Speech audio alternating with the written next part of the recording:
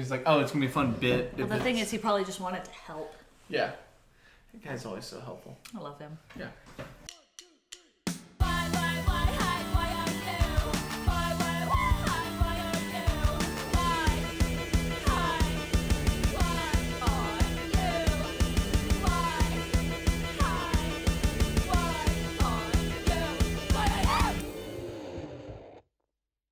Mm-hmm. I was, You consider this a toddler? This is like 4 or 5. That's toddler age. That's middle school. Yeah, come middle on. School 4 and 5? Yeah. Not everyone had your hyper-accelerated school grades. I'm saying the rug is middle school. Oh, No. Sorry you guys grew up too fast. I feel like it sounds like it really sucked for you. Yeah. This rug is for not just rug, but for... Oh, I know. Toy cars. It's Yeah. a nice rug. Yeah. I had Absolutely. Hot Wheels. I had this rug. Yeah. Me too. Wait, did you guys get this for your apartment specifically? No, I was moving out of my parents to move here, and I saw this in the garage, and I said to my mom, I'm taking that. And then she was like, good. You grew up with that? No. This is my... I could see how you could assume Yeah, based on all of the words I used. Based on all of the words I used. No, I believe this was my niece and nephew's. How old are they? Like 4? Like 4 and 3, maybe? And they already got rid of them? Yeah. Wow. That seems... advanced. Yeah. For real. Yeah. And wild. so I was like, I'm moving. We're probably going to need an area rug, and this is sick. I wish it was How a big bit would like you this. say this rug is? Not very. Because Because you were like an area. You were like an Yeah. area rug. That's... Yeah. I will say, what is an area rug? Mm-hmm. I have heard that term. Yeah, But it's like rug for an area. Sure. It's I not think, specific. I think it's There's no minimum. I think No. it's purpose defined, not size defined.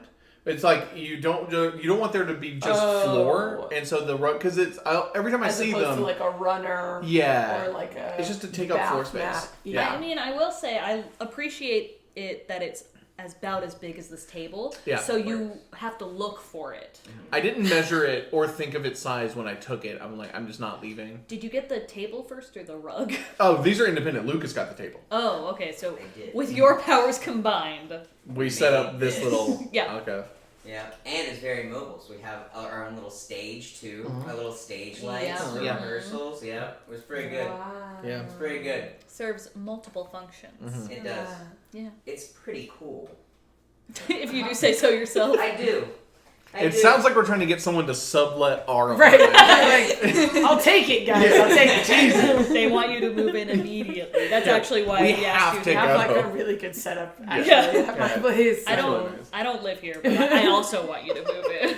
I will say that bathroom, Amazing, right? like, I think we have 2 bathrooms. I think bigger than both of them combined. Yeah, that was one crazy when we toured. Yeah, It's huge. it's huge. And we have 2 of them. Yeah. Are they the same size? About? I think so. About, yeah. I think they're the same size. Yeah, because I mean these are. What the are bedroom these walls. men doing with these bathrooms? Allison? Cartwheels Kind of mostly. keeping it very clean. Yeah, well, Very I think impressed. that's just because we were coming over today. No, I enjoy having a clean bathroom. Well, okay. Well. Yeah. Mine's I will full say of you're- salad. You do have salad in your bathroom, which Pro or con? I wasn't gonna bring up, I, but yeah, it's, Salad? yeah, like salad greenery. bowl Mhm. of salad. Well, Is there a fork it's in there? mostly empty now. It's like 98% consumed. You eat your salad with a fork? Yeah. Good. Yeah. Yeah. In the bathroom? I was taking a nap before the show yesterday, and then I woke up and I was like, I gotta go, but I haven't eaten. So I made a salad, and while I was getting ready, I was carrying the salad bowl around with me. Oh, I get that. Yeah. Thank you, yeah. My coffee comes into the bathroom with me a lot Yeah. while Yeah. I'm getting ready. Yeah. Yeah. I get that. I didn't eat it all in the bathroom. I ate most of it in You- other rooms. You sound very defensive, but it landed in the bathroom, right? Yeah, that's that was where it where, is. where I was like, cool, I'm done with this. Yeah. Probably because I was in the bathroom. I was like, wow, I'm not eating this in the bathroom because all my friends will think you wouldn't eat that in the bathroom. Are all of your friends coming over to stare at the salad in your bathroom? Yeah, actually, that like when I come into the apartment, if Lucas isn't here, I do a quick cursory In the bathroom? glance at his bathroom. It's Just there, and that's what Marcus did. Yeah, that's what Marcus That is did. what Marcus did. Yeah. That's fair. Just peeked in the bathroom? No, he went to wash his hands, but Yeah. he just went in, and I was like, oh, it's a mess. And then I got really embarrassed about my bathroom. And then he went into Drew's bathroom and was like, wow, this one's so clean. So, That's fair. yeah. Oopsie. Yeah, that's alright. I adhere to one bathroom strategy, and it's just I don't fucking eat salads in there. And it turns out everything kind of south of that. I think that's Lucas's only rule is to eat salads in the bathroom. Look, I know it's against the rules, but my hubris knows no bounds. Your rules can be different than everyone else's rules. Yeah. You march to the beat of your own drum, my friend. I do, and it's usually offbeat. Damn. Almost never on the rhythm. Whose rhythm though? Mitch's Oh. rhythm. He's very about rhythm. Mitch who? Mitch Mac. Mitchell Lawrence Edward Mack. Oh, the Yeah. full name. Obviously. Well, I didn't know. I've only met this person once. I didn't know you could do this until I met him. That like, You could use the full name of someone. well, yes, but he somehow set up his iPhone such that like when he texts you, it's like maybe Mitchell Lawrence Edward Mack, Yes. Oh, and yeah. I'm like, Yeah. wow.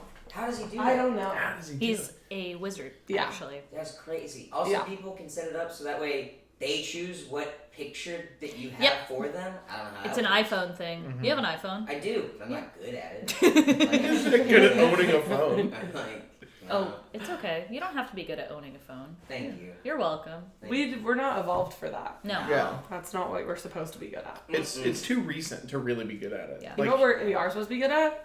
Eating salad. Yeah. Woo! I nailed it. I didn't say you were good at it. Yeah. You're supposed to be good. Yeah, you're supposed to. I ate most of it. You Wait, competed recently? What? Done any salad competitions? Competition? Yeah, Yeah. to like know if you're No, I mean, good. I did it as a kid. Yeah, like the metric is winning. Yeah. Or at least placing. Yeah. That's so bad because that's like true about a lot of things that it shouldn't be true about. Yeah, Like, how do you know if you're good if you're not better than someone else Yeah. at Yeah. this thing that is entirely subjective? Yep. Yeah. I don't think salad eating is subjective. I feel like there feel like is that's some fact based. A real thing. Am I you know? doing it or not? So I haven't really thought about. So Allison, I'm Yeah. so sorry. I feel like I should mention this. There are 2 rules on this podcast, Yeah. right? One, you can curse however much you Fabulous. want, or Yeah. Because I literally can't none have at all. Yeah. Great. And 2, if you're gonna shout out anyone and like hype them up, you have to use first name and last name. So like if I was hyping up Drew Turner over here, I would be like, Drew Turner is one of the best producers in town, and then I would be like, oh, Do me. Yeah, Lucas Isbell is great at eating salad. Thank you. Yeah. And if I were to, hype you up, I would say Allison J.D. Salinger is right. on the podcast today, That's and right. we've been recording for like 5 minutes. Yeah, that's rule 3 as the show has started. I Yeah. realized that. I was after- like, what are you? That's what I We've thought been you were- recording all of the Just salad I should talk. mention. Yeah, Yeah. I was just like, I should mention this, but the coldest of opens is how we do things I on love this that. podcast. So So it's frigid today. it's so, that's so perfect. cold outside. Yeah. I forgot you guys recorded it until I finished the entire salad bathroom thing. And I was like, fuck. Yeah. We're They real got that we're real recorded. sneaky about it. Well, so Marcus Gallishaw was on this podcast last week. Got it. Love the man. Yes. It's probably not going to actually be in recording order, but he asked Mark Kendall what advice he had for being on this podcast, and Mark Kendall was like, "They just start recording it," and they're not wrong. But That's why- Man, I should have got in touch with Marcus before I I came know you should today. have been like, "Hey Marcus, you got any advice?" He would have Fucked said, up. "Bring your own tea and no context." What, you want tea in this house? Wait, do you want tea? Sweet no, tea. I don't really like tea, actually. Oh, Fair. don't talk Well, to you got Marcus about that. You Yeah. got it. We got tea. Well, do you want to introduce yourself, or do you want me to do it? I do terribly at intros, so Okay. if you want to introduce yourself, I'm that happy would to be- introduce myself. Yeah, I'm Allison Salinger. that's it. I don't know. No, that's a great start. That's a Start. It's a great start. We'll You grow forgot out the of word it great. eventually. That's all an introduction is a start. That's all Yeah. it needs to be. And that's all it Thanks. needs to be, and I'm very proud of you. Oh, Yeah. I appreciate Of that. course. You don't hear that enough these days. And I'll freely say I'm proud of anyone, because I know they need to hear it. Well, hold on. I'd freely say I'm proud of anyone. Yeah. A lot less special. Yeah, really undercuts. But if you need it, I'm here to provide it. Appreciate that. You're welcome. Anytime, literally.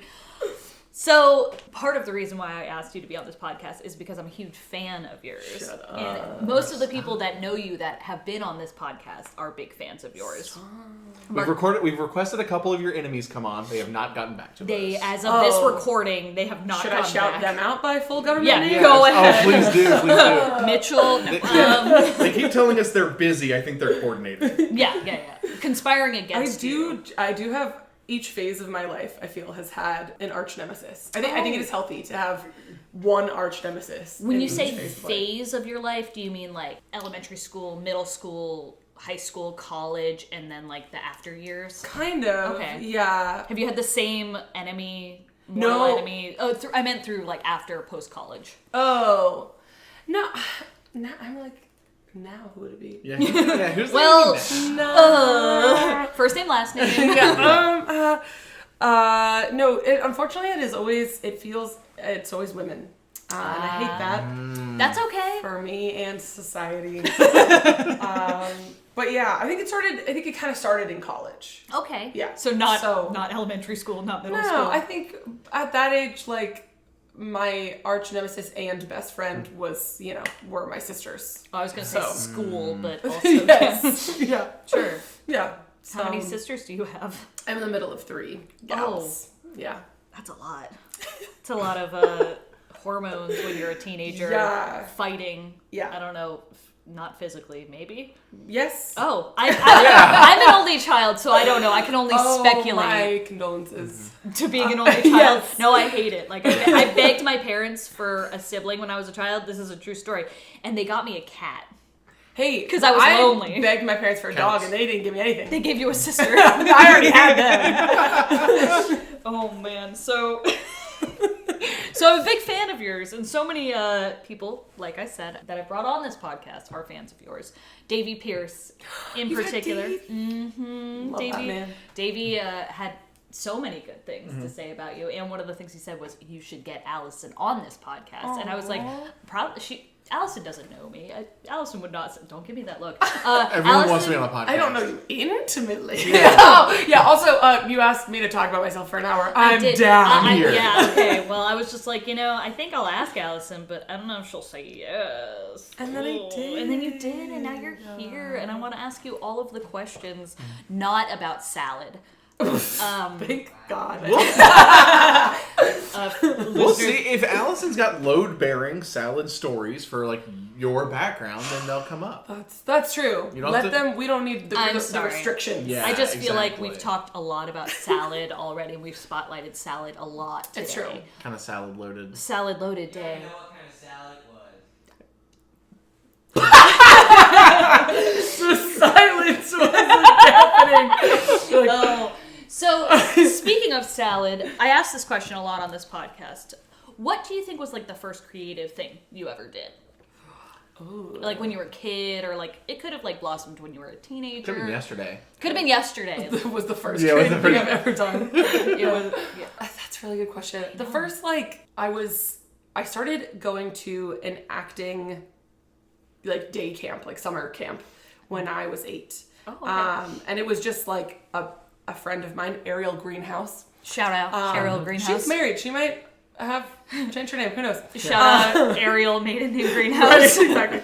She was going to Interact, the summer camp, and I just wanted to hang out with her. And so my mom put me in this summer camp, and then I went every year until I started being a counselor when I was 15, 16, 17. And that was intro to improv as well. yeah. So that's the first thing that I can think of as a institutionalized creativity, I guess, where I can mark Sure, yeah. I was learning some sort of art form, I guess. Yeah. Can I ask where you grew up and where this was? Yes, I grew up in South Florida. Oh, right. The What? Florida Improv Council. Yes, I forgot. exactly. I forgot you're from Florida. Some of my favorite people are from Florida. Davey so- Pierce. Davey Pierce, one of my favorite people.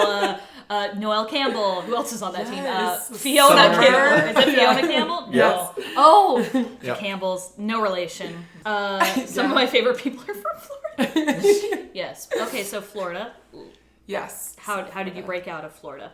Oh, not until grad school. Oh, wow. I know. That's okay. Yeah. But I appreciate that. The walls are high.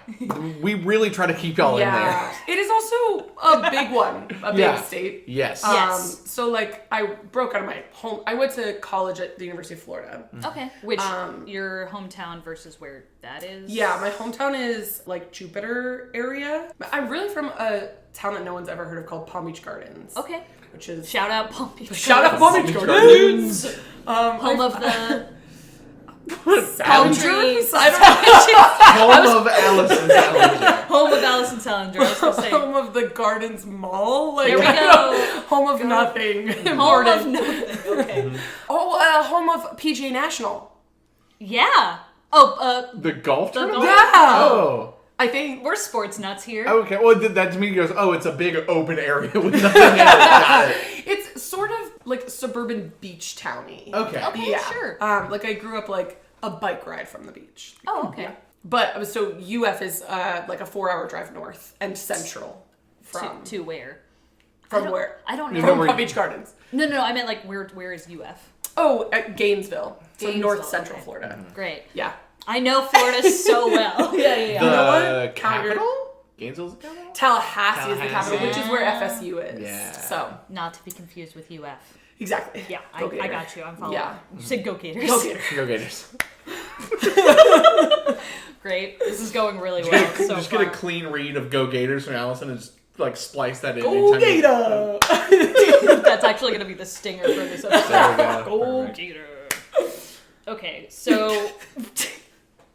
you and I actually have very similar. I didn't realize we had such similar backgrounds with like theater and like acting stuff because I went to a summer camp called Youth Creates every year for I was like 11 when I first went, and then I did it until I was like 18 or 19 when Yeah. I became a counselor / intern. Look at that. And I was like, oh, I can hear the mirror here. Yeah. And that explains a lot, and why I like you so much is because we have similar backgrounds. I know. Every time I bring someone on this podcast, I just hype them up, and they're like, stop. And I'm like, keep going. God. So similar backgrounds. I don't know why.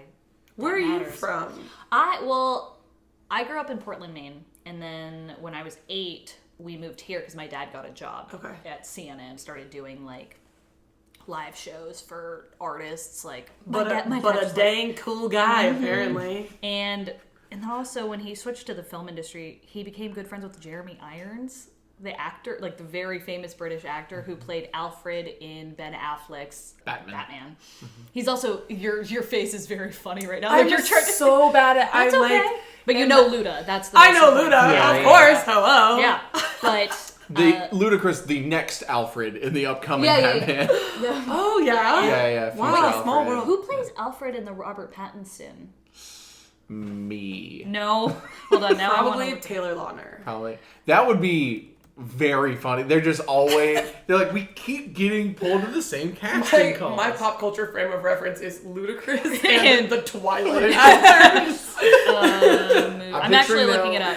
I'm picturing now Twilight having a same trajectory as the Fast and Furious I'm movies. I'm so mad. It's Andy Serkis. Oh, Plays shit. Alfred in the Robert Pattinson. I'm upset that he's not in CGI. That's what bothers me the most. That's I'm what bothers you the most? He could be doing so much more with the role of Alfred if they just let him put on a little weird suit and let him. Well, do he a is little- wearing a weird little suit. Well, it's called a tuxedo, Edie. Oh, It's called the tuxedo.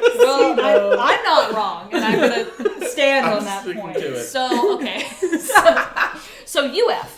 What did you go to school for? Because I know you're very talented in the world of like theater and acting and whatnot. Thank but you. you're a real life superhero, and I know that you save lives, and it's a secret. I know that you do this. That's I know that you do a this. crazy. I'm not the one that claim. said this. You know who said that? Davy Pierce. Well, Davy Pierce also, but Bridget Fitzgerald. Oh, huh. Because I also said that she's a real life superhero, and she's like, you know who's a real life superhero? Oh, okay, that's very kind. Yeah. Well, she is a real life superhero in the sense that so Bridget and I have the same degree. Yes, from the same she university. did tell me, yeah. Which when you first said, you know who else is a real life superhero, Bridget Fitzgerald, I was like, maybe that was self-serving of her. No. I was a superhero. I But called she her was the superhero. But she really is because she was like an EMT. Yeah, and she she does this show, The Night Shift. The Night Shift. Yes! Which also she literally teaches people like life-saving That's so procedures cool. during intermission of like teaching people CPR. And I think at their last show, she gave out Narcan. Huge. That's And amazing. taught people how to use it. I love her so much. But you guys have the same degree from the same university. Yes. University. So in what ways do you not save lives? Yeah, great question. Do you kill people? Yeah. Not intentionally ever. I would Kill never them intentionally with kill anyone. laughter. We're still recording? Is that? Yeah. No, definitely not. It's the big we 2-5. got her, You're boys. always being recorded. But, Yeah. yeah, okay, so the school to school Yes. trajectory was I went to a art school for middle school and high school Oh, cool. for theater. And it was like you had to audition to get in, Yes. like think Fame. The acclaimed TV show and movie Fame, yes. Yes, of And course. stage musical, incredible. Yes. And then by the time I was like a junior in high school, I was like, it was great. And if I had to do it over again for some strange reason, I would make the same choices. Like I would I was gonna say like a Jumanji situation where you got like transported back. thrown back. Yeah. Is that So what happens in Jumanji? Yeah, in Jumanji, you get thrown back into your own life at Yep. an earlier stage. It Or- is. I'm not wrong. Don't you get thrown into a jungle? Yeah, it's a Yeah, board but game. then you get thrown back into the real life when he was a kid. You remember at the end of that movie? Lucas, back me up. No, but like, so How he gets. recently have you seen Jumanji? So okay, see, so part of that movie is that he gets to live and grow up into being Robin Williams in the jungle, and then he gets thrown back into the real world as Robin Williams from the game. But then at the end of the movie, when everything wraps up and everything, like all the board game gets sucked back into the board game world, he got to go back to be Alan as a kid, but with all the knowledge of the the time Robin he Williams. spent growing up in. knowledge. Wow. Yeah. Sorry. No! Spoilers if Please you haven't do seen Jumanji. not apologize. Yeah. No, that's the whole thing. How recently gonna have to you- go home and watch Jumanji. Yeah. I believe you. I saw this movie like 5 years ago. Really More locked recently in. than both of you guys. Well, no. Yeah. The thing is, you could ask me a thing I saw. We were just watching Dirty Laundry on Dropout. I could Shout tell out you, Dropout. I could tell you less about that than you just told us about Jumanji. I think another episode I like explained the black lung joke from Zoolander to Karen Cassidy in extreme detail. And because I made a She's joke. I never was seen like, Zoolander? She has, but she hasn't seen it recently. Oh. And I explained the Lollipop. yeah, literally. And she was like, I'm not familiar with that. I was like, oh, duh. I have to explain this now on this stupid podcast. You're gonna have enough content to make a whole episode that's just like you explaining pop culture Yes. references in great detail and it not landing. No, it never lands. It's even a in supercut. Even in my personal life, none of it ever lands. So So if you got Jumanji, then If you're I on got that. Jumanji'd, if I got Jumanji'd and I had all the perspective, like I would still do it yeah, the do it same, again. right? Like I would go to art school for. Yeah. I imagine the alternative is not so fun. In Florida? In Florida, You become an alligator if you don't go to art Exactly, school. yeah. It's You either wind up art in school the swamp. or Yeah. swamp. yes, right. And I chose art school, and I'm thrilled with that. Yeah. Not to begrudge anyone who chose Swamp. Swamp No, is no, always- Swamp is a respectable Shout out to choice. swamp Shout out to choosers. swamps. Yeah. But by Shout the out time- Shrek. Yes.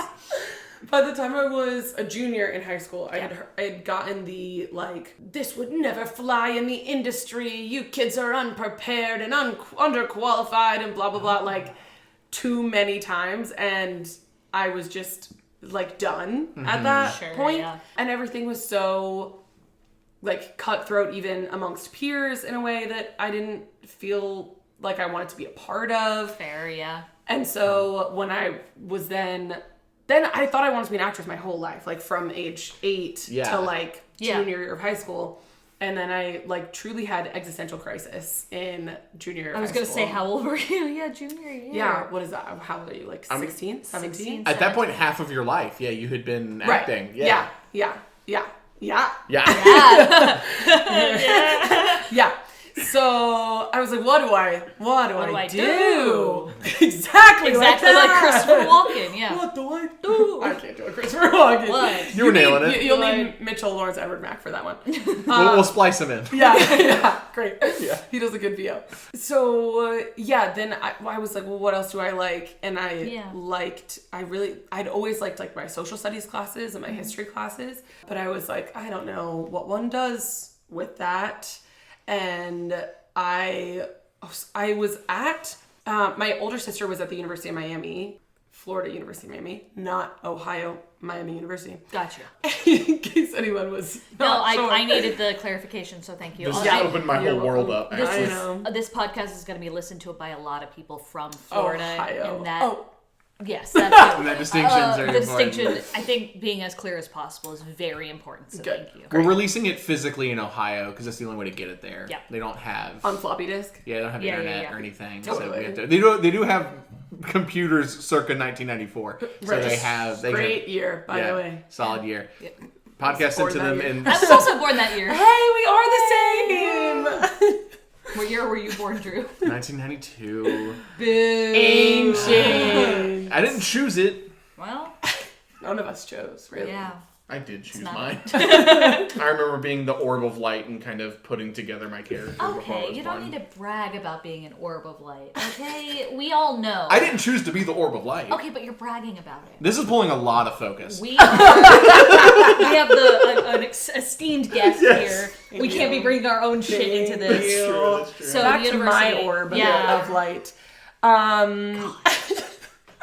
So, my mom was like, we should go tour the University of Miami. And I was like, I know that I don't want to go there. So just to be clear, the one in Miami, not the one in Yes, Ohio. the one in Florida. Yes. Just wanted to make sure. Thank God you clarified. Yeah. And so we're in some like auditorium and there's a man at a podium and he goes, well, I'm the department head of whatever, of like anthropology or like the College of Liberal Arts and Sciences or something. And anthropology was something I had considered, but I had always been like, that'll never be, like it'll never be, I was like, what does one do with a degree in anthropology? Yeah. Like, it's so not practical. Meanwhile, I was like, I want to be an actress. I want to be a creative. Yes. I want to be a muse. Yeah. A real salt of the earth kind Yeah. of person. Exactly. Yes. Yeah. But yeah, so I was like, anthropology is interesting to me because of like interest in social studies and history and whatever. Yeah. Anyway, this guy gets up there and he's like, you might be asking yourself, what could I do with a degree in anthropology? And I was like, oh my God. I I am. That's me. He's me. talking to me. And he was like, you can be an archaeologist. And I was like, whoa, that's so cool. I didn't know like that was a thing you could do with that. So then I decided then and there in that auditorium at the University of Miami in Florida Yes. that I wanted to be an archaeologist. And how old were you at this point? Like 16, 17. Okay, cool. Yeah. Still the same age after you had that existential crisis? Yeah, it was like mid-existential crisis. Oh, I was okay, like okay. searching So for you- answers. So you let this man answer that And this question man for was you. like, archaeology. And I was like, yeah. Like most of us, you kind of get really manic. You're like, I'm just going to dig up bones. I'm going to dig up bones. You really just wanted to, you didn't want to be a paleontologist, you wanted to be an archaeologist. Yeah. Specifically. Yeah, I don't know. You It didn't want dinosaur bones, you wanted human bones. What was that noise? Some kind of beat from Lucas's computer. He got a salad alert. salad alert. So you let this man answer the question Oh, of yes. what should I do next? Yes, and then I spent that summer at an archaeological field school in Cortez, Colorado to That's like cool. double check that was what I wanted to do. You're like, hey, real quick, let's test this. Yeah, and I was like, oh, cool, you dig in the dirt all day, sounds rad, Yeah. let's do it. Sign me up. Yeah. So I went to UF as an anthropology major, and I started taking class in archaeology, and then I felt like every lecture was like, yeah, and then we found this thing, and it could have been a spoon, or it could have been a weapon, or it could have been a comb, and the world may never know. The end. And I was like, what is the point of this? You're like, I want solid answers. Yeah. I don't Yeah. want all this ambiguity. Well, like it was more like, what is the purpose? Like at What's that, the point? yeah, I was like, I feel like what I decide to spend my life doing should have like a purpose. Yeah.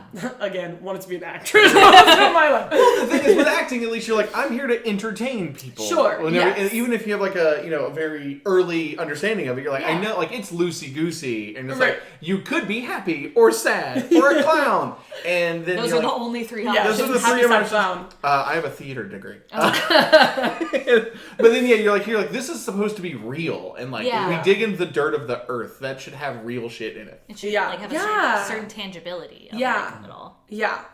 And yes, so I'm taking this archaeology class, and then I look on the syllabus because I was like, where is this going? And one of the last weeks was, the title of the lecture was like, the purpose of archaeology. And I was like, oh, perfect. Like, we're going to get there. We're gonna get there eventually. We're gonna we get just there. have to suffer through all of the what ifs. What is this thing? I Right. don't know. Yeah. Yeah, and this guy comes in, guest lectures on the purpose of archaeology, and his whole lecture was on ice cores. Can you explain? We're Drew and I, and probably a lot of our listeners are not well versed in archaeology. I know Can what ice you cores are. explain? Do you? Yeah. Because No.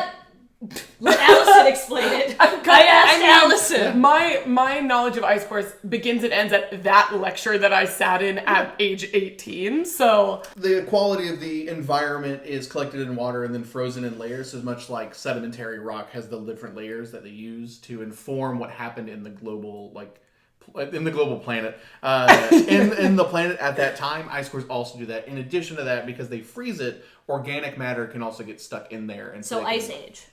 Literally, like Okay, there's the like movie Ice Age. ancient diseases Yeah. and stuff they find there. yeah, Okay. and like and climate, yeah, like the, I don't know, particles in the atmosphere or whatever. Sure. So They got stuck. We know what kind of cars Yeah. dinosaurs drove. Great. exactly, and They I use guess fossil fuels. They use Yeah. Sorry, I couldn't resist. Go ahead. we do comedy, Yeah. and because Ooh, okay.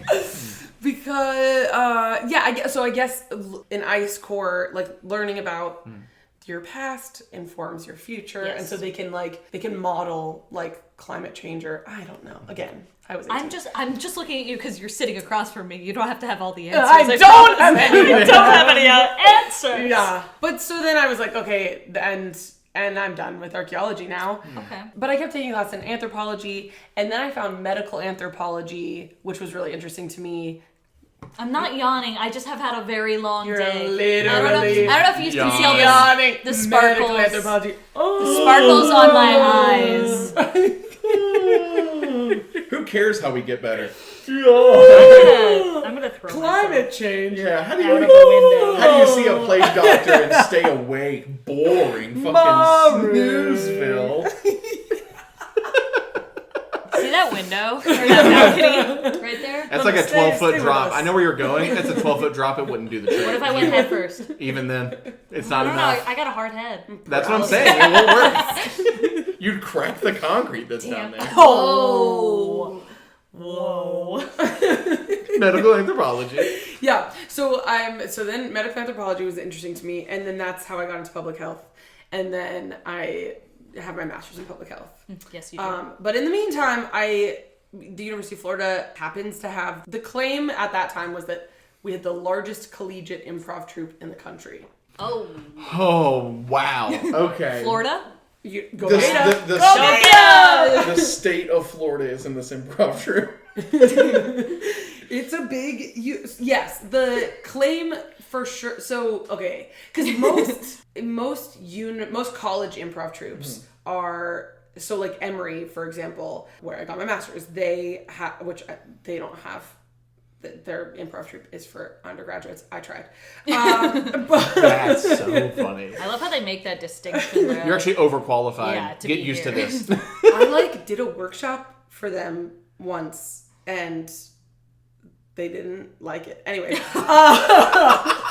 So now we're learning it's not because you were a grad student. It's, They just didn't me. fuck with you. Yeah, they It's just did not like me. your approach. Yeah. Yikes. Yeah. Yeesh. Their improv troupe is Allison just used air quotes.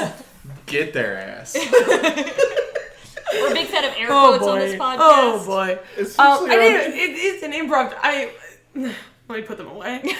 Allison just put the air quotes away into her pocket. Great. This is all great visual comedy for a podcast. Yes.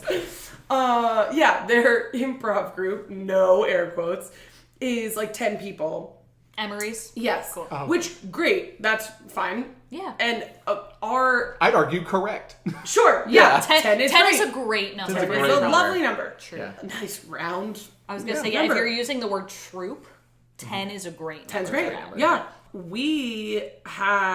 The group was called Theater Strike Force. The troop was? The troupe Okay, at great. the University of Florida was called Theater Strike Force. Oh, okay, Yeah. different. Founded in 1989. And Thank you for the distinction. You're welcome. In Florida. In Florida. Yeah. This isn't the Florida in Ohio. This is the Florida in Florida. Yes, In Florida. thank yeah. you. Funny enough, it is the Gainesville in Florida, not the Gainesville in Georgia. So A lot of overlap. Miami's, Gainesville's, all over There's the a lot place. of overlap here, Yes. and I need to know more about you said Theater Strike Theater Force? Strike Force, or TSF. The largest collegiate. Yes. So we had like a general body that anyone. Most people do. Yes. Well, but we had a general body, and then we had multiple house teams that you had to audition to be on.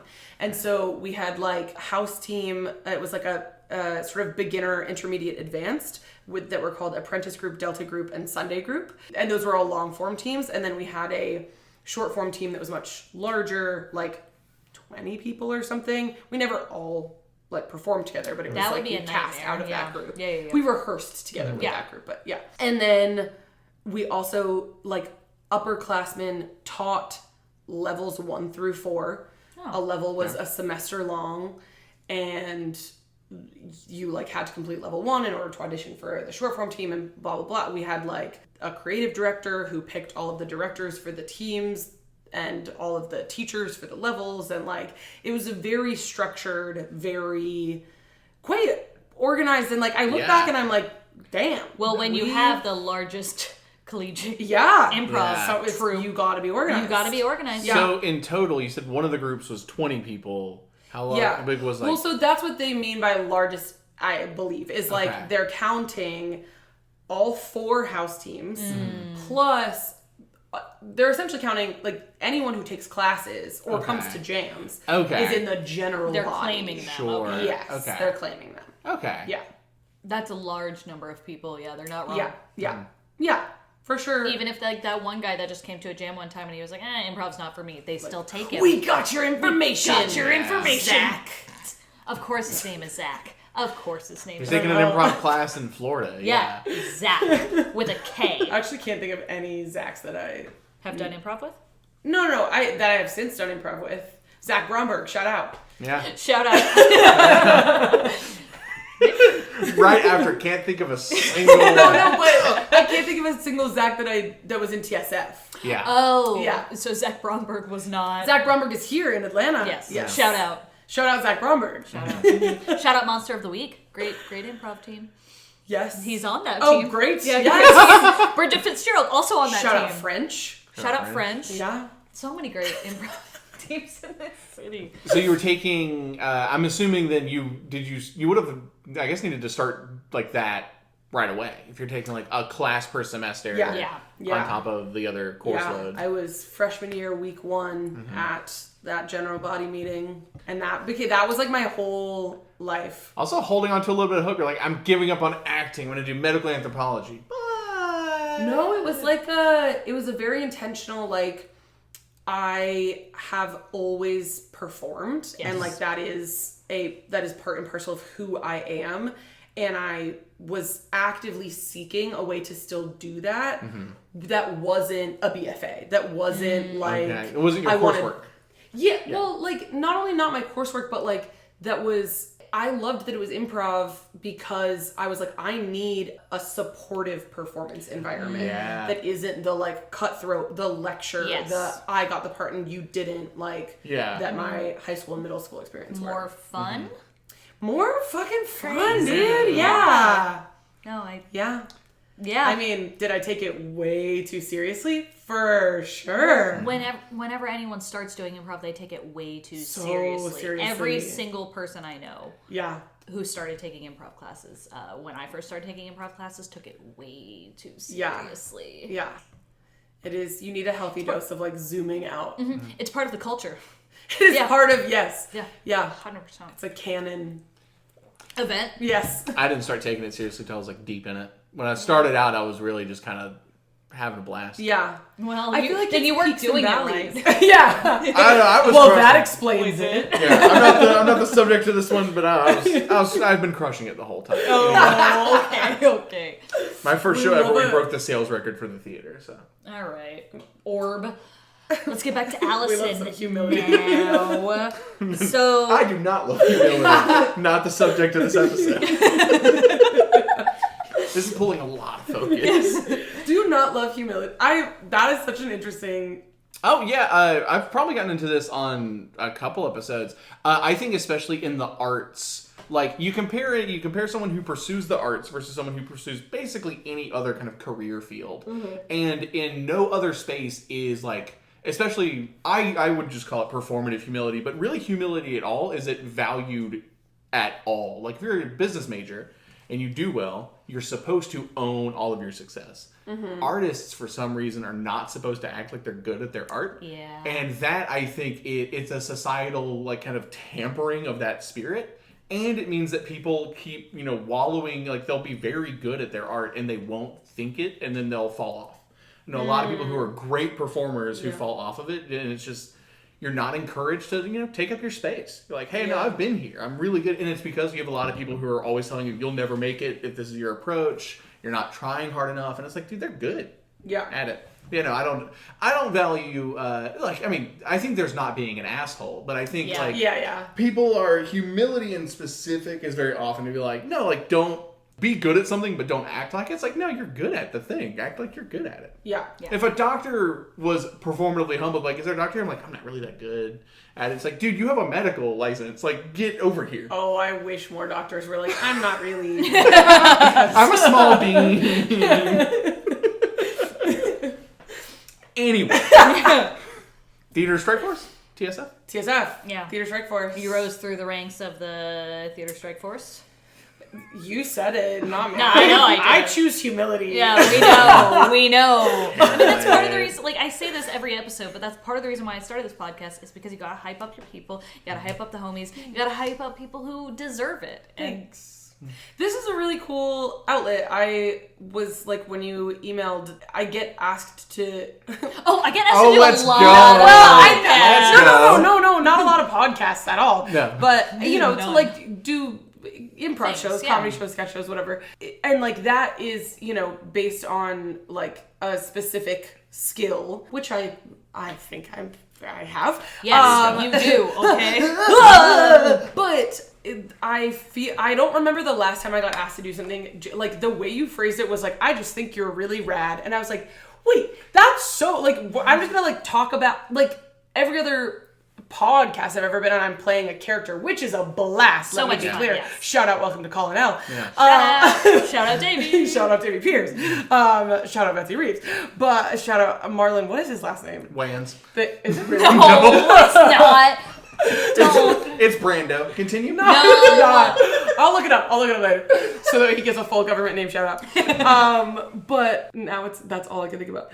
What the? You were invited on because you're rad. Oh yeah, no, that's just like a crazy compliment that I think I'm not used to getting. Is like, I just think you're like a cool and interesting person. Like, Yeah, that's genuinely very cool. Thank you. Well, and it's also like, because whenever we were kind of like, Edi presented the podcast, I think more or less exactly as is in the early days of it. But it's also a thing where like everyone's path to where they are now is so wildly different. Yes. Yeah. And the weird thing is, I think the most common thus far has been like, I was really not looking to do creative shit at all. Yes. Yeah. And then still found my way to it, which Yeah. has been very common. And I think every single one of those paths is so long and winding and cool to try and figure out what your filter is with everything else. Like, I think Bridget is like a really great, I will talk about Bridget We love Fitzgerald Bridget! to the day I die. But like, everyone, like, her brain, like, she was an EMT for a while. Yeah. Like, that will definitely change the way your brain works. Totally. And, like, Davy Pierce, shout out Davy Pierce,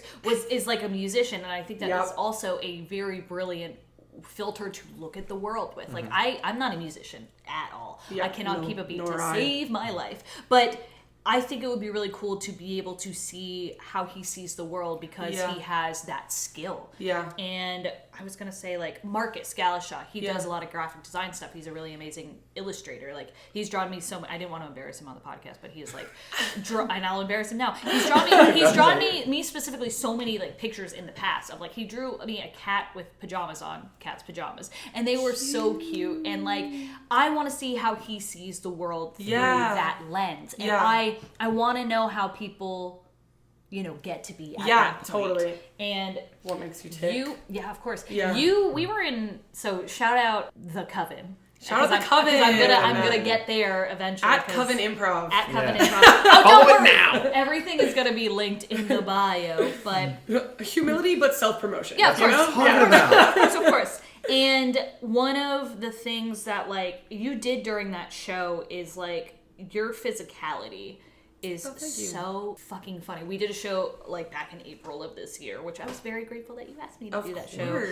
And that was part of my month-long marathon improv month where I just did not stop for a while, and I got burnt out For sure. for a minute. And we're coming back. But there was... Since April. Since April, it's December. It's fine. I've been busy. For every day I was burnt out, I need a month of recovery time. Yeah, for real. I get it. Self-care icon. Anyway, but there were just so many things during that show that your physicality was More salad alerts. was so precise and so cool. Thank you. And I love watching you perform partially because of that, is your physicality. Also with Davey, specifically, you guys perform.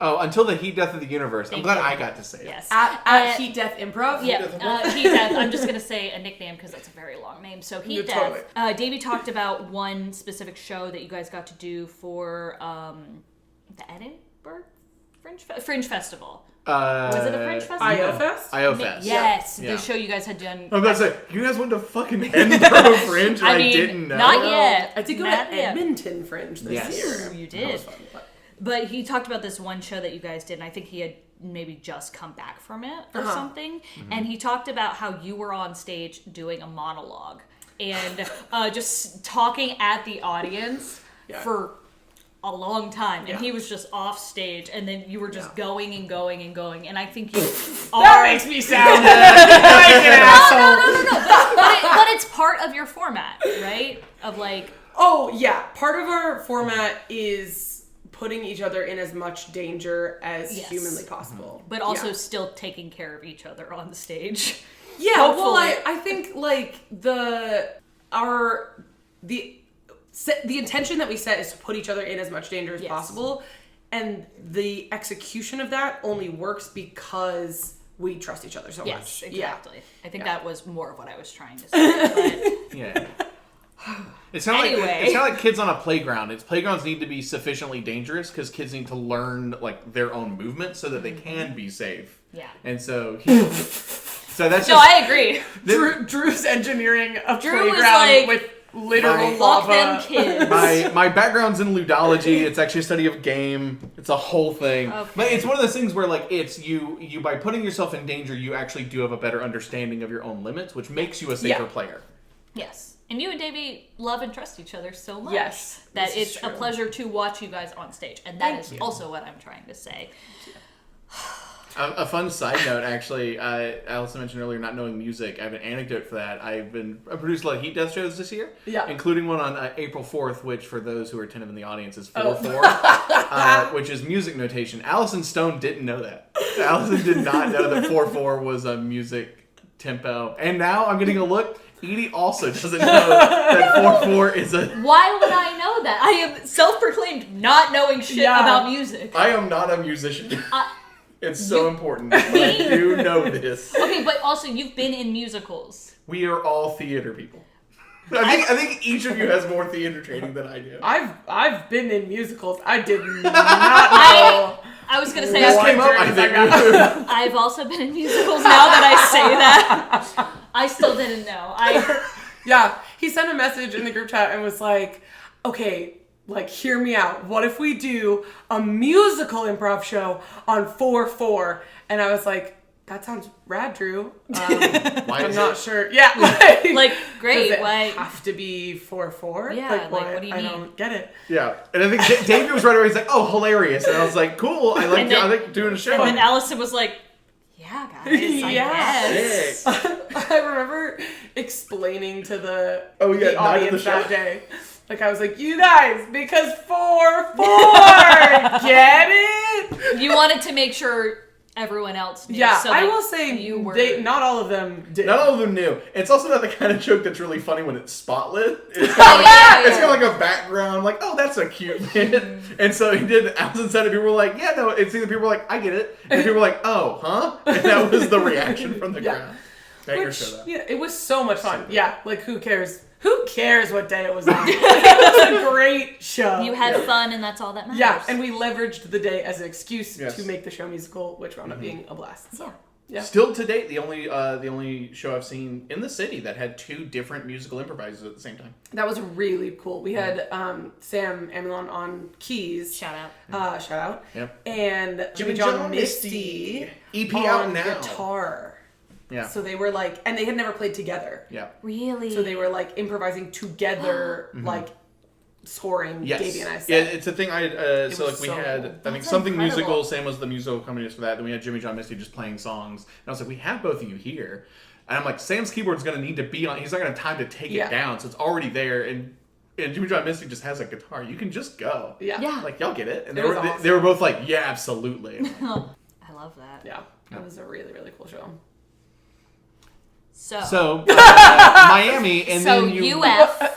But how did you get from Emory University to Dad's Garage and to here and now, where we're talking to you on December 14th of 2025? Oh, okay. yeah. I was like, what? What happened on December 14th? This podcast. Today. Yeah, okay, so I moved up here to Atlanta originally for grad school in Yes. 2016. Yeah. Did grad school from 2016 to 2018. Graduated and then moved to Cambodia for a couple years. Yes. Where I worked for a nonprofit. Being a superhero, yeah.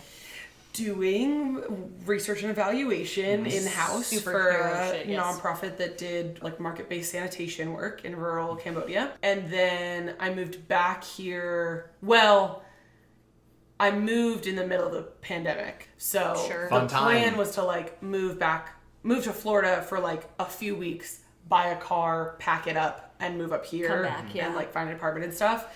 And then I wound up in Florida for like 8 months. Like you do. Like you do. Yeah, Florida having some sucks you in. Oh. And God, just can't get enough of Florida. Yeah. I know, okay. hope I never live there again. But yeah, so then I moved back to Atlanta in October 2020. Oh, wow. And Okay. I've been here ever since. And then, yeah, I started at Dad's. I had actually taken, while I was in grad school, when I first started grad school, I was like, I'm a serious student now, and like, That improv Class- stuff is behind me. exactly, like- I don't need it. I'm gonna I be. don't have time for it. Like, it was like, maybe again someday, but like right now I need to like nose to the grindstone and like be a student There's first. there's an improviser you in the mirror going like, no, we can still do like I have to leave you behind, and you walk away, and the improviser you still in the mirror. Reaching out No! through them. Yeah. Mirror, Yeah. and then it shatters. Yeah. Very Bloody Mary-esque. Yeah. Like they say, Del Close. I was like, one Del day Close. I'll spin around. Yeah, I'll spin around 3 times and say Del Del Close. Close. Yes. Yeah, no, and And then you'll come back. Yeah. But until that day, goodbye. goodbye, goodbye. Yeah, so, but then by the end of grad school, I was like, dang, I actually really miss this. And grad school's only 2 years. So, like, like a year and a half, I was like, no, I need my fix. And I took a class at Dad's with Amanda Lee Williams. Shout out Amanda Shout out Williams. Amanda Lee Williams. And Hannah Asleason. Shout out Hannah Shout out Asleason. Hannah. They had TAs at the time. So Hannah was Amanda's TA. Yeah. And yeah, and Montrez. Oh, shout out Montrezl Montrezl Hawkins. Hawkins. Shout out. Yes. Oh, We I were love that in man. class together. Really? Yeah, yes. I love that. Yeah, it was a level 2 class. But then I graduated and then I moved to Cambodia like right away. So Later. yeah, You were like, let me leave all of this behind. Well, I taught improv in Cambodia, actually. That's amazing. I love that. This is what we meant when we said you save lives. Yeah, you save Exactly, lives. You Yes. teach people yes and. Yeah, you teach the people yes and they bring that to heart. Honestly, Improv saves I lives. could talk Allison about- just said that. I believe Yeah. that. Yeah. Yeah, I don't know that improv saves lives, but improv changes lives for the better. I And am- I will die on Sometimes that for the hill. better, sometimes for The worst. Yeah. In my workplace, a lot I see a lot of people like this would be fixed by one workshop. You take one improv workshop, Yeah. and like this management issue would just vanish. Yeah. Yeah. Yeah. I teach at Dad's Garage and shout out Ted's to Garage. shout out Dad's Garage. And they're a 501c3 nonprofit. Nonprofit. Yep. Donate over there. As they remind you often. Yeah. Every single minute of Hey, every as show. they should. They're a real nonprofit. That's how They're you know. a real nonprofit. Because they constantly remind you. Yes, Uh-huh. that's what makes Because them a they real actually nonprofit. need Yeah, your they actually money. need it, yeah. So I teach improv over there, and they encourage you to like open class each week with who has seen or done improv in the last week to like talk about what opportunities exist outside of class, like Yeah. get your reps in, but then also to talk about like, was there anything you saw there that's like different from what we're teaching in class that you want to like chew on for a Yeah. sec and talk about. And then I started, because of a conversation with Maggot Rushdie, shout out Maggot Rush. Shout out Megan Rusty.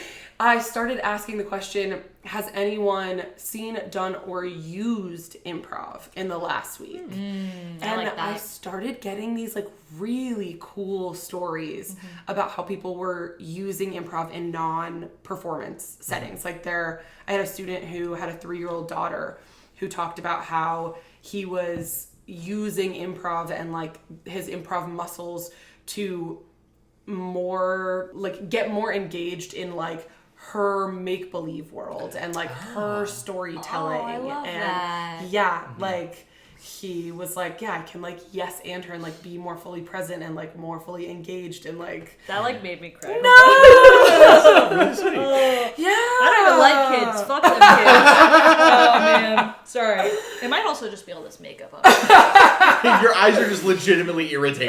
Yeah. Yeah, it's I'm a a lot. stone cold bitch. It's just my makeup. I'm proud of it. No, but that's magical. Yeah. Like being able to engage in the make believe. Yeah. With people who have not been beaten down by the world yet. Yes. Like yeah. children. Yeah, or like Amanda Lee Williams. Shout out Amanda Lee Williams. She runs a program that it's called Improving Care Through Improv, ICTI, and it trains carers of people with dementia. So sometimes it's family members, sometimes it's like professional carers of people with dementia in improv. So that like for the same type of because like apparently research shows that shutting down someone with dementia's reality, even though it is not Your aligned with reality. your reality, is not actually helpful to them and is actually quite harmful and stressful. And there's more often than not, there's no harm in going along with someone's reality. Obviously, to an extent, Sure. like No, my dad had very traumatic brain injury a few years ago, and he deals with a lot of similar things as dementia patients, and I find that it is more helpful to kind of engage with him a little bit more instead of just being like, oh, that's not exactly true. It's more of just like, hey, maybe it's like this, but not exactly how you're saying it. Totally. And like, I've had to learn the hard way to be able to not just shut him down, but like work with him and engage with him. Because it's very hard, and I actually want to talk to him. oh my god, you should, yes. I did not know that existed. Yeah. And I should pay more attention. It used to be in the bathrooms there. It used to be like Excuse me? They used to that's what they would teach it. they taught it in the bathroom. Laminated posters about the program used to be in the dads. They didn't teach it in the bathrooms, did they? Not in my experience. Guys, the no. arts are really struggling. We're doing important work in the bathroom. But Dad's Garage is a 501c3 nonprofit. Hey, if you donate, maybe they can get some of these classes out of the bathroom. That's what it used to be in the bathroom. Excuse me? Lines Yeah. would back up like crazy. But yeah, that's exactly, she, No. like, I've gone through their training program, and like in an example that she gives in training is like, you know, if someone with dementia, or like, I'm sure like with a TBI is like, I need to, I gotta get my keys, get my shoes on, like I gotta go to work at the factory. Yeah. Like more often than not, like they don't have carer, the job at the factory. Exactly, you don't have the job at the factory, and more often than not, a carer's instinct would be like, you haven't worked at that factory in 20 years. Yeah. But that's really disorienting Yes. and really stressful. And so using improv principles, you can like, obviously you're not going to give them keys. No. If they're not safe to drive, you're not going to give them keys and be like, yeah, let's go to the factory. Yes, and. But you can yes and by being like, oh, like that sounds like a really cool job. Can you tell me more about it? Yeah. Like, and then they're talking about this thing that they clearly care so much about that they still, you know, urgently Yes. feel they need to do. Yes. So, yeah, I think it's a really cool program. Oh, that is a really cool Shout out program. Edi. Shout out. Shout Edi. out. Good work. So that takes you up through teaching at Dad's, and then you were also in the conservatory program there. Yes. You just want to bring up the conservatory, don't you? As a recent graduate of the conservatory. We're pulling a lot of focus. Conservatory. And so, but like that gets you like, because I've met you through like the indie space here in Yes. Atlanta, and that was I think during your tenure at the conservatory, which is also while you're teaching and all of that. Yeah, I started teaching like just post conservatory. So Okay. so I moved back from Cambodia in 2020. I was not interested in doing You left improv it all on behind. Zoom. Yes. Oh, Oh. No, I wanted to do improv. I was just not interested in doing it Yeah. on Zoom. No, that sucked. I get it. It sucked. So I waited until things were normal. And then it took me a second to be like, oh yeah, wait, actually, I want to do this thing again. Yeah. So it was like 2022 when I started taking classes again at Dad's. And then, so I went through like levels 2 through 4 at Dad's, and then started the conservatory program in 2023. Started teaching in 2024. And now we're here. Now we're here. And now I'm on the general company. Congratulations. At Dad's Garage. Thank you. That's very recent. like within audition. the last couple weeks, right? It was October, yeah. Yeah. I lost most of my November because I was working 6 days a week. It's October 15-hour was days. yesterday, It girl. was, Yeah. yeah, that's fine. Yeah. Okay, so I feel like we're up to date on who you are as a person. Perfect. Yep, you have a nose ring now. That's That's true. Actually, let all the Yes. viewers know. I have a nose ring now. You do. You do. Yeah. Well, to be specific, it's not a ring yet because they told me it couldn't be a ring until 6 to 9 months after you Well, get it pierced. when you first get a nose ring, because I have been through this before. So oh my I God, will give you tell my me saged you're wisdom. wise. Yes. It gets caught on so many things, and also sometimes you get a really gross like mold bubble blood thing. Yeah. That you will have to wait till it falls off, and it's not a don't look at me like that. It like you'll get like a blood blister on there if it catches on anything. That's just what happened to me, and that's why partially I took it out because it was just awful. But you have to wait until it How long did you have it? I got it when I was 16. I wanted Oh, so it. you took great care of it, Oh, I'm I sure. did. Yeah. So what I did actually was my parents did not want me to get it, obviously, because I was 16, and I had to do a PowerPoint presentation on why I should get a nose ring. Nice. And I did it, and my parents, for my 16th birthday, let me get a nose ring, and I had it till I was like 21 or 22. Okay. And then I took it out because I thought it was dumb looking, and then a couple of years later I got my septum pierced, and that's worse in my opinion. But it took a long time for it to heal because of all the things associated with getting, like taking off shirts, sweaters, all the putting them on and off again. Yeah. It just gets caught, and I wish no blood blisters upon you. Thank you. You're welcome. I really appreciate that. So October. October, no. When did you get it? I It feel was like I haven't seen you for in a my birthday in July. So you also got it for your 16th birthday in July? That's correct. Yes. my 31st birthday, the nose piercing birthday. nose piercing. Yeah, no, I get it. I think when I was 30, I got my septum pierced. That's so. What was your? Because I feel like I think it's great, Oh, it looks great. but I also am like I want to see the statistics on like age of first. Like I must be in the tail of the bell curve for Yeah. like age of first facial piercing. Do you know what I mean? Yeah, Well, yeah. so Like if you hit 30 without having a facial piercing, you should get an award. or like you probably then don't Don't ever do it. get one. Yeah. Maybe because your frontal lobe has like fully Right. Fully developed? Yeah. Yeah. But I don't know. I think I'm more confident now Oh, 100%. Hell yeah. Yeah. than I was when I was like 16, 17, Yeah. 18. Absolutely. So I think prime time for like doing things to myself that even like I got bangs a couple years ago for the first time. Yeah, since they I was looked 6. great. They're in Thank your you. headshots. Yeah. Yeah, I course. need new headshots. I look like I'm 12 in those. No, you don't. You have bangs. That's like basically I know. the I'm only like difference. these headshots are 2 years old, but they have bangs. Yeah. Do not know her. I don't know her anymore. Differently. Yeah. But- Anyway, sorry. That catches us up to now. now. You do a lot of indie projects. So Yeah. we've already alluded to Coven. We've alluded Yeah. to Until the Heat Death of the Universe. Yeah. And also, we haven't mentioned it yet, but Potential Spam. Yeah. Just came off of 2 shows. We did. That's Yeah. my voice is a little deeper than usual because I lost my voice a little bit over the last couple Congratulations. days. Yeah. Thank you. You're welcome. What's the inception point for General Company at Dad's? Dad's Yeah. handles a lot of like the production of all that. Yeah. All these indie things is a lot of you kind of driving or Totally. being involved in the driving. Yeah. What's each of those like? Yeah. Yeah. Potential Spam is okay. So Potential Spam is an indie sketch team show.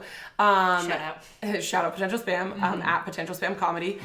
And I am massively proud of Potential Spam because anything you produce independently is a lot of work. Yes. As you well know. But sketch is a whole other level Yes. of production. Difficulty. Yeah. You have to write it and rehearse it. You Yeah. don't have to do those two Yeah. things in improv. Yeah, and like tech it and like potentially costume / prop it Yep. to some degree. Yeah, so Potential Spam is very cool. We're also part of like the inception of Potential Spam was we want to be as democratic about running Potential Spam as humanly possible. Yes. And I think that we've really been very successful at that, which I'm really proud of. So Potential Spam is like the leadership of Potential Spam is a 3-headed monster, as we like to call it, with Tawny Lane. Shout out Tawny Lane. Shout out. He is our head writer, and he's the only one of us that doesn't also perform of his own choice. Okay.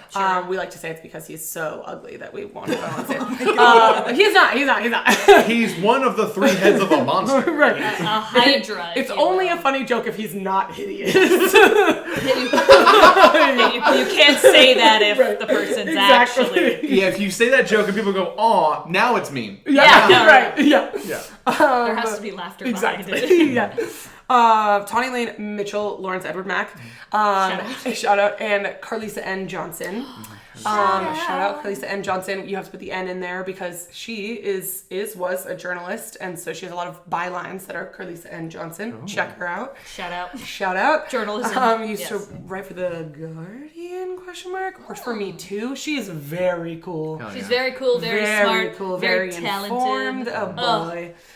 So yeah, they like run the ship, but then there are other jobs within that. So like Morgan Bowling and Shout out. Javier Dominguez Shout out. run like our social media stuff. They do a fantastic They job. do a fantastic job. Carlisa does a lot of helping with that as well. Noelle Campbell is the assistant head writer, so like she gives everyone notes on their scripts before every show. I am what we've decided is going to be called the showrunner. So like I make the running order of every show and work on like the transitions between every sketch of every show, choreographing who moves what furniture where, etc., etc. Very important. Very Yes. important, and giving sort of directorial notes. Yeah, so there's a lot of us are basically, we're all involved in the ways that we want to and feel we have the capacity to Yeah. be involved Yeah. in producing, which is so rad. So, Yeah, absolutely. Well, I don't remember what time you said you had to leave, so. Oh, I don't have to anymore. Oh, okay, so we can talk for 5 talk hours. forever. Fantastic. So we've actually come, or do you feel like that's a fair This is your show. rundown? Well, you were asking a lot of questions, because I will say, you do know Allison much better than I do. Yeah. I'm just, like, the biggest fan, honestly. Stop, keep going. No. I will say Okay. Uh-oh. No. Yeah. Earlier you were like, you asked about my earliest creative whatever. And a lot of people say drawing, which That's is probably like 5 or 6. it. Yeah, well, But it could be. it could be. It does not have to be. Right, but it made me you talking about like, you know, Marcus and Bridget and Davey and like thinking Shout about the lens. Shout out all of it. So talented. So God. talented. Yeah, like how the lenses of their creativity are shaped. That made me think of like, I would be remiss to not mention my mother. Yes. And all 3 of us went to the Middle School of the Arts and the High School of the Arts. And my younger sister and I for theater, my older sister for visual arts. And my mom was always very concerned is not quite the right word, but like... I was going to say supportive, but... Yeah, no, but like... Cautiously optimistic? No. Your mom was always curious? Like, my mom was always very concerned with our creative enrichment. Oh, and like involved. Okay, so she was like engaged all... in. She was all for it. Yes. Okay. So even before we were like doing any of that, she explains like when we were very, very young, that like she's like, I don't know, other moms were like worried about like, what color is this? What color is that? What sound does a sheep make? And she was like, you're gonna learn your colors. Yeah, my mom does not talk like that. You're gonna learn your colors. You gotta learn your colors. Sorry, you're from Long Island, Florida? Well, my parents are both from New Jersey. So, but they do not talk like that. Like, you're gonna learn your colors, you're gonna learn your shapes, you're gonna learn your numbers.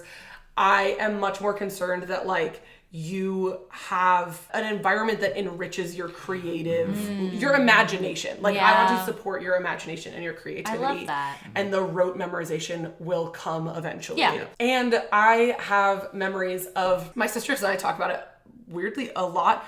We would sit around the dinner table and my mom would get, you know how every kitchen has like the gadget drawer? Yes. I know. I was raised in the north, so it might be different. Oh, it's Well, like, a southern thing. It's a southern. Florida and we have more Georgia are space. both southern. That's true. Yeah, we have more space in our houses. Okay, so it's like... And we're not freezing to death. Yeah. So. Right. We're not all huddled around the fire for warmth in the kitchen. Like, come on. Yeah, that's the benefit we get to Tiny enjoy. Tim. Yeah. Yeah. Portland, Maine is rough. It is rough. It's a rough It is area. like Dickensian London. Even now, they God just got bless us, they got one brewery, and that's it. You're driving up through it, and you're like, this is like Misery from Stephen King. It and is. then boom, Christmas Carol. Yeah, that's it, because Stephen King based all of his novels like in New England. In Dickensian Dickensian London. No. So the gadget drawer. It is usually adjacent to the silverware drawer, right? So Great. the silverware drawer obviously has silverware, right? That Apparently. you would eat with. And then the gadget drawer has tongs. It has a pizza slicer. It has the garlic press. It has the lemon juicer. It has the mix the measuring spoons. Like just like everything you could need to all the gadgets. We are basically informing Edie about like, oh, we went to Narnia recently, and this is all of the stuff that we dealt with. So all the things you're describing, my mom kept them in like a. I didn't realize. I don't know if this is like a French thing, but my mom did raise me with a bunch of like French like influences, which is so weird because she was Hawaiian and Dutch. I don't know, but just a fan of the French. But like all the things you're describing were like on magnets on like the wall. Like a kitchen proper. She was also a chef too. There it so is. like okay. I was. That's probably Right. Sorry. You don't have a gadget drawer because you're better than No, I lived in Dickensian New England, but I didn't know that this was a thing. Like it was like all on magnets on the wall or like hanging from like a kitchen, a grid, like a professional kitchen, or like in a like giant canister on the counter that had like everything spatulas in it. and wooden spoons and I don't know if that's like a French thing, but a lot of it was French. I feel like I think we had the spatula wooden spoon jar, or but everything else you're describing was also in the thing. Like a can opener. Press? The can opener was in the jar? No, yes. With the wooden on the spoons side, and the spatula? I do this in my own kitchen right now. Fuck? This has been such a journey. This is really explaining a lot about me. Yeah. I'm like, damn. Next time I meet someone new, I'm going to be like, and where was was your garlic press? There's an offshoot of this podcast where instead of like asking you about your past, we simply just ask you what your kitchen is like now, and we just infer. Right. We just infer from that. And you could infer a lot, I feel. Honestly. Yeah. Anyway, the Anyway, gadget drawer. So I grew up with my mother often. When we sat around the kitchen table, she would go in the gadget drawer and she would get a gadget and she would pass it to one of the kids at the table. And while we were eating our dinner, we would have to come up with what that gadget could be used for that was not its actual given purpose. Okay. And then pass that. it to the next kid. And then we just like kept going in circles until we couldn't think of anything else that gadget could So be used for. you did not have to perform what this gadget could do. No, it was just like talking. Yeah. It was like a brain exercise. Yes, Okay. exactly. Okay. Yeah. It's firing the creative. I love Yeah. that. That's great. Yeah. But yeah, so that made me think of that. No, That, that's like, a- Kind of fostering that early creative environment. That's a very perfect example of like what was one of the first creative things you did. Yeah. Because again, that is Playing your with the garlic lens press. of the gadget drawer. Yeah. Also, which I learned something new today. Gadget The drawer. gadget drawer. Now, did your mom act at all or perform in any capacity? That's funny. I always forget this, but my mom actually was in like a traveling children's theater company. That should have been the first thing we talked about. I forget because people often are like, because of who my younger sister is a stage manager on Broadway, like because of who we are and what we've chosen to do, like people often are like, oh, so your parents are creatives, like they must be in an industry, whatever. Yeah. And I absolutely not, like No. for sure not. I grew up like my mom was a stay-at-home mom most of my life, and my dad is an ophthalmologist, like not at all. But I do forget that my mom has She has that that seed, spark. Yeah, she just I never watched her do that. That's the thing. It's the thing I bring up because like my parents similarly. My mom has worked in the office at like for the most of my life for a trucking company, and then my dad hung like industrial doors. But my family, like, they were big fans of comedy, but I'm the only performer in my whole family. Yeah. And that's a lot of it where it's like your mom like has the background, but they're probably just like fans of the art. They probably like to go see shows in general, especially if their kids are in it. Oh, how adorable. Yeah. They're hugely supportive. Unfortunately, I am the child of two artists, and I can't Unfortunately, well, my mom would by trade. You'd rather your father hung industrial doors? Yes, I would. Honestly, I would have. Or performed LASIK Or surgery. LASIK surgery. That would have. Which way, Western man? You gotta pick. No, my mom by trade was a chef and baker, but by passion she was a painter. And a lot of the time, I ask people like, what do you do by passion? What do you do by trade? Because I feel like those two things are different. Yeah. And my dad by trade, he had a lot of different careers over the years, but he was a production coordinator for Crew One, which does a lot of setup for concerts and like live events and whatnot. He was a video assist operator for film industry, and he basically just did all the video playback. He also is an Emmy award-winning director for a child's program in the Boston area. Okay, I know. Nepo baby. Oh, my dad had an Emmy by the time he was like still in his 20s, and he does not remind me of it at all, ever. But the Emmy does sit in his room, and he's very proud of it. But the thing is like I was child of both these artists, and they never asked me to be anything other than what I was. And they always wanted me to be happy. I know. And I did not go to college because they were just like, you can just do the thing that you've always wanted to do. And like when I was 19, I started a production company with two of my best friends, and then we just kept doing it and doing the thing. And that's all I've ever wanted to do. So I'm still doing the thing. I'm doing other things like this podcast because I really love people and I want to get to know them. But like I learned by doing, and I don't have student debt. Amen to that. I know. And also, I was listening to a Good Hang with Amy Poehler earlier today, which her guest was Cola Scola. Yes. Shout out O'Mary. Shout out Cola Scola. Shout out Amy Poehler. Shout out everyone involved in that. Shout out UCB. But the thing is, Cole was talking about how they only went to 1 year of college because they could not afford to take out any other loans. Totally. Because none of the people in their life could be co-signers Yeah. for loans. And I was also in that position when I was 19 because I grew up poor. Artist parents, of course. And so we grew up poor. I did not have an adult in my life that could also co-sign loans. Yeah.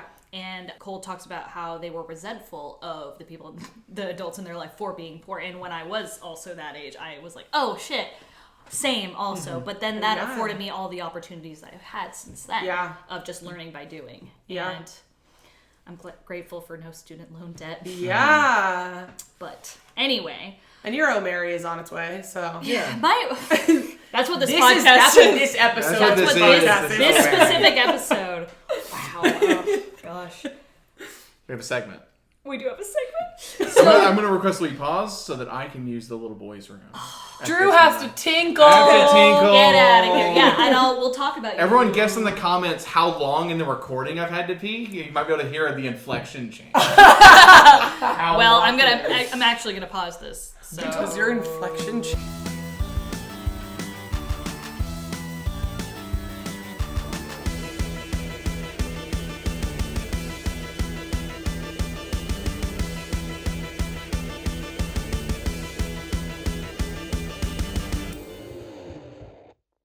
So we're back. I have my eyes closed. Now we've come to the segment of what object Allison has decided to bring with her to help explain why she is the way she is. And It sounds like an insult. it's not, though. I mean, when we're talking about the filter of a person, like a Yes. story attached to it that helps explain why you are the way you are. And this is like, I love knowing stories about people that help explain why they are the way they are. Yes. Drew, are my eyes closed? Yes. You Okay. hesitated. I They are. Can convert. made sure to look and evaluate. There are a lot of sparkles on my eyelids because, and I keep mentioning the makeup, is because we did the promo shots for this podcast earlier today. Grace Davenport doing my hair and makeup. Shout out Grace Davenport. Shout out Grace and then Davenport. Ari Skin doing the photography for it. So shout out. Edie But- does a full face before every recording. I don't know why. Yeah, with fake eyelashes Yeah. that are It's- coming off a little bit. Yeah. But yes, so my eyes are closed. They're very heavy because of all the sparkles. But I am going to put out my hand. Basically, what's going to happen is I'm going to put out my hand. You're going to put the object in my hand. Okay. And I am going to describe it from my perspective, and then you are going to describe it, and you're going to tell me why I'm wrong. And then, that's basically how it goes. Okay, great. So eyes are closed, hands are out. Oh, okay. So my eyes are still closed. I kind of feel the object and describe it a little bit. I'm guessing it's an envelope. Am I supposed to confirm or deny? Well, I'm just going to describe it with my eyes closed, Okay, and I'm great. going to open Perfect. my eyes and describe it from my eyes. So I'm guessing it's an envelope because it feels like an envelope. Because of the way it is. Because of the way it's like the flap. Like that, if we get some ASMR. Yeah. I did this a couple weeks ago with the object that Marcus brought, some good ASMR. I'm going to open my eyes now because this is the only thing I can. Okay, so it is an envelope. Yes. And it's a it's a blue envelope. Maybe like a faint lilac. Yeah. I would call it a lavender. Lavender, Yeah. okay. Yeah. We're both right. And on the front in black ink, it says, "Your mama loves you." And mama is spelled MOMMA, which... Yeah, I don't know. Get in the comments if you're an MA mama. Or Yeah. Can I open Yes, what's in yes. here? Okay, so, wow, this envelope is thick. Yeah. There's a lot of things in here. Thick with two C's. Damn, why that envelope kind of... Oh, Kinda this is gonna make big, me. though. This is gonna make me cry. Oh god. Okay, so I've taken all of the pieces of paper from this envelope. Oh yeah, this is gonna make me cry. Okay, no, it's okay. I have mom issues. So the first, this is so cute. Okay. No, this is gonna make me cry. This is legit gonna make me cry. And So that's allowed. I'm going to assume that these messages all these handwritten notes are from your mom. And each one of them, I'm gonna flip through real quick. Yeah.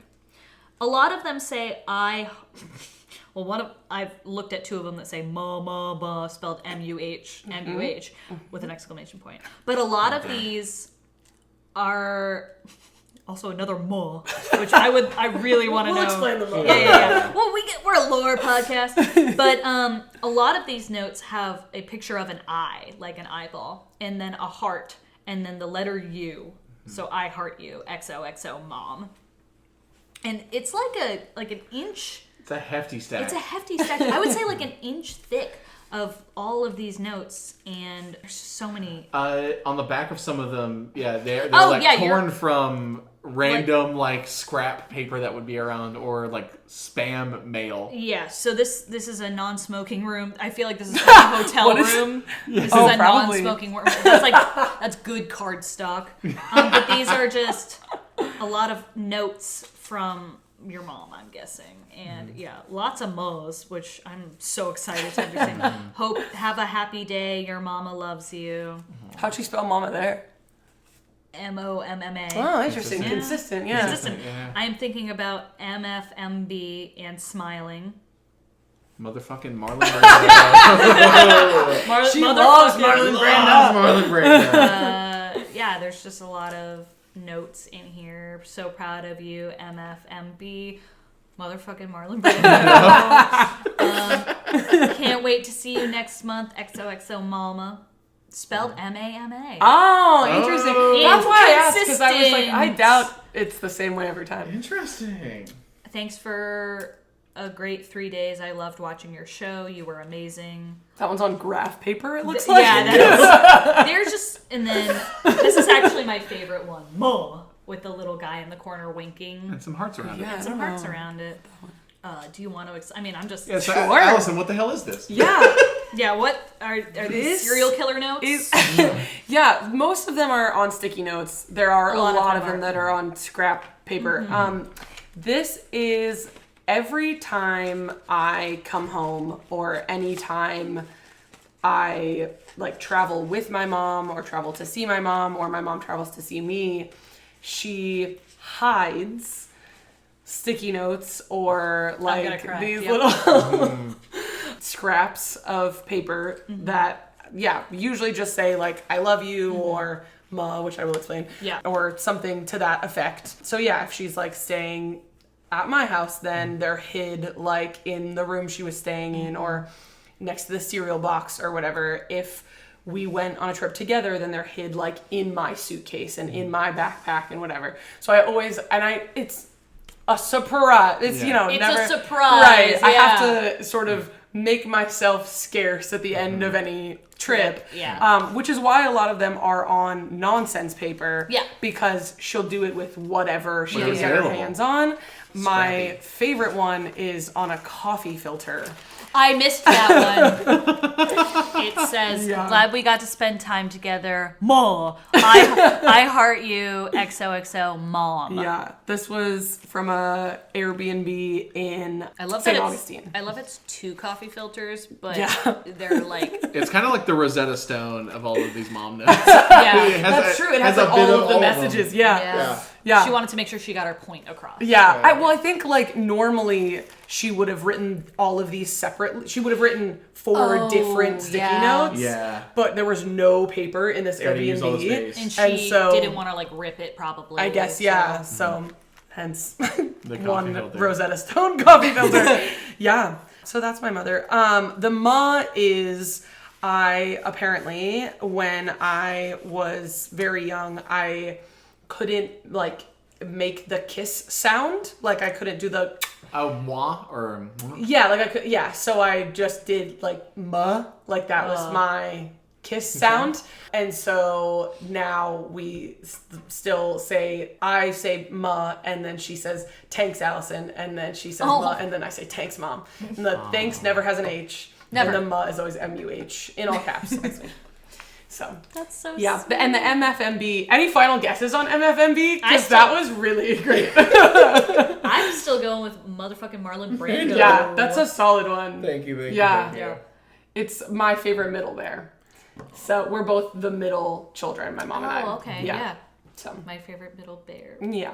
So sweet. Yeah. Yeah. So I don't think that she knows that I don't think I've ever told her that I keep these. I'm In sure. the envelope specifically that says your mama loves you. Yeah. I don't recall what this envelope was from, actually. I will say that the ink is a little bit smeared. Yeah. I don't know why in my brain that makes me think that it's very old. I don't know. Could be. As a lefty, it also just smear ink if you write on it, then move your hand. Is your mom left-handed she's or not right-handed? left-handed, yeah. Okay. Well, that theory's out. Theory Theory's out. busted. I think I'm back to being Marlon Brando. Yeah, but I don't think she knows that I have kept them, which is part of, I was like, this would be a good, like, then I can send her this episode and be like, Has a little bit. surprise, I have kept them I was for gonna say. as long as I don't remember when I started having the idea to hold on to them. Yeah. But they definitely started coming more, obviously, like, once I moved away. Yes. So, yeah, I don't know. I think this represents or, like, helps explain why I am the way I am because of, the influence that, like, she's had in my life. See earlier part of this conversation where I was explaining her influence on our creative lives. Yeah. But yeah, she's just like, she was born to be a mom for sure. And I think, so I don't know, an illustrative mom story is she had us all like tested for gifted or whatever when we were like Sure, 4, you know? She wanted to know, so. Yeah, she was like, You gotta catch it they early. are as dumb as I thought that. No, I'm just Well, kidding. I mean, I had 3 of them, so one of them's Well, gotta yeah, be. The odds numbers literally, are on my side. yes. Yeah. And we all were, but how can you know it for? Yeah, I yeah, don't yeah. know. I think every test result is yes. Right. at that age. It may or may not be a scam. Who knows? But the point is, she, paid whatever the thing was to get us tested so that we had access to like a better education. And then the school that I was zoned for didn't have like a quote unquote full-time gifted program. Like they had gifted kids and regular kids, which is a terrible term. Fucking light them up. Fucking civilians. Plebes. Plebes. Yeah. Peasants. Peasants. Peasants of the mind. Ugh. God. Yeah. Drew really Peasants of the Mind is so old school. It's so Dickensian evil. I know. Peasants of the Mind sounds like a that's- rad beer. I was about Like, to say that's how I was raised. I'm about to start an improv troupe called Peasants of the Mind. Our new IPA Yeah. just released. It's Peasants of the Mind. Yeah, but she called people at the school in the town over. She called like people at the district to get me into a school that I was absolutely not entitled to be in so that I could have like a full-time gifted program education. She just gave a lot of herself to raise my sisters and I in a way that I think she did selflessly. Like there's not she's not like, I raised better be grateful for yeah. Got him. Yeah, got him. Haha. Yeah. Now you take care of me. Yeah. I think like the love and support is evident. Yeah. From what you said and how your mom is, and especially after all these notes, because if they have the vibe of being from a stalker ex-boyfriend, but Whose mom isn't? She's so obsessed with me. I mean, and she should be, but I mean, on all the scraps of paper is what I meant of like, like the putting all the letters together. Totally. A ransom note. Yeah, exactly. Yeah. A better term for that is a ransom note. And also the game of it, like you said, like you're like, all right, well, if we're about to get ready to leave, I guess I'm Yeah. gonna go walk around outside for like 10 minutes. Yeah. And Yeah. like announcing yourself as, well, I better hit the old dusty trail for 5 minutes The old outside. Dusty trail. But that's Yeah. so special, and knowing that and knowing how your mom's like kind of raised you guys now, and like hearing about all the love, it makes sense to who you are as a person. Also, I have not looked at them in a long, like I just, You just anytime I get them, I stockpile put them, them in. And I have not pulled them out and looked at them in a long time. And they are funny. This one, the back of this one says, Atlantic Health System, Morristown Medical Center, things to do. it's a beautiful logo. It's orange and blue. Yeah. Yeah, Florida? That must have been, no, New Jersey, I think. My aunt lives in Morristown in New Jersey. So, yeah, that's why you have to say Morristown. Not 'Cause- Morris. Exactly, yeah. Morris. 'Cause New Jersey. That makes sense. This one says the Carol W. and Julius A. Ripple Breast Center. Oh, And notably, like on these, the tear keeps that entire thing intact on that side of it. Almost it's not, intentionally. Yeah. Like, You're using the anthropology a little bit again. What does this one mean that it was torn from this? If anyone needs the Ripple Breast Center, Number 973-971-5321. That's 973-971-5321. thank you. Call early, call often. Now, do they screen for breast cancer? Do they do breast augmentation? They actually just collect breasts. They're just a super fan center. It's a fan center. It's like a hobby shop kind of thing. Totally. Yeah. Yeah. People who are into it We may never recreationally. know. Yeah. Someone call for us and let us know. Let us know in the comments about what they do there. What they do and what's up. And- What's their deal? Okay, so we've been talking for a long time. Sure. And 7 days. And I'm sorry 7 days. about that. That it's been Do not apologize. It's been 84 years. It feels like it's been minutes. That's what everyone keeps saying, and I think all of you are liars. No. I can see the time the whole recording, and no, it feels. It feels speedy. That's what Edi is short for. Anyway, Got called speeding like not quick enough. Nope, not quick enough. So one of the questions I ask people is, what is something that has brought you joy this week? I know it's a very specific thing, but we got to keep it light. We got to have some brevity, some levity, some itty, Some itty. Stupidity. The thing that's coming to mind Yeah. is that we had our potential spam show last night and the night before, and it was our last show of the year. It's almost exactly a year. We were talking last night about how it's like we all auditioned to be on, and so a lot of us didn't know each other before audition. Some of us did, some of us didn't. And so we met each other for the first time in auditions like about almost exactly a year ago, just over a year ago. Wow. And so the end of the year, I feel like the last of things always makes you like reflect. Like reminisce. Yeah.